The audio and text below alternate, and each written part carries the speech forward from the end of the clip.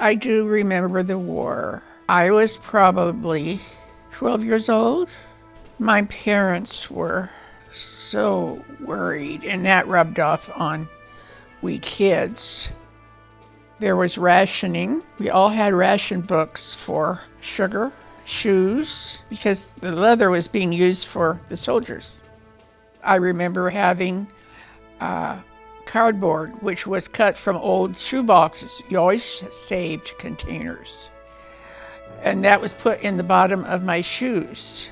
And you would cut them to fit in your shoes, two layers in each shoe. So that would go a little further.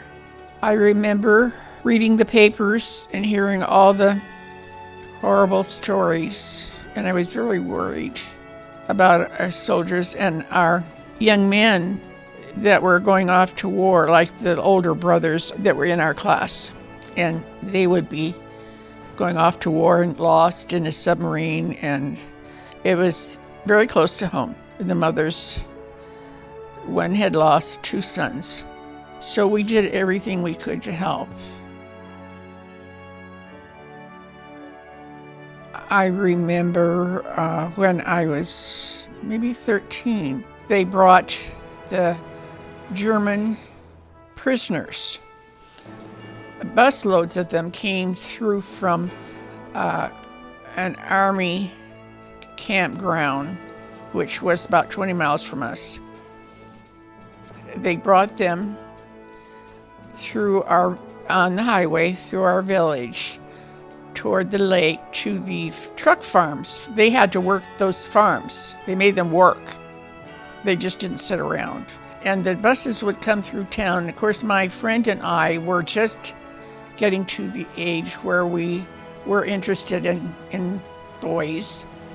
And we would be out in the yard, and these soldiers would be hanging out the windows of the bus, yelling at us and whistling, because they were just 15, these men, maybe 16. And we were just amazed that they were in uniform and they were prisoners. We could not talk to them. And we both got in trouble one day. We were out in my friend's front yard, and a bus came by, and they were whistling and waving, and we waved back. My friend's mother was not happy. We were punished for that, and we did not do that again. But those men were some of the lucky ones. They were alive. The young women that were old enough to work had been drafted into assembly plants. They were making all kinds of guns and munitions for our soldiers. So the young women were working very hard during the war. They would go to work at the defense plant, they were called, during the day, and then they would go home at night and milk the cows and work on the farm. They were putting in 12-hour days and taking care of the families. And I felt sorry for some of them because they were really overworked. But the men were gone. The young men were gone.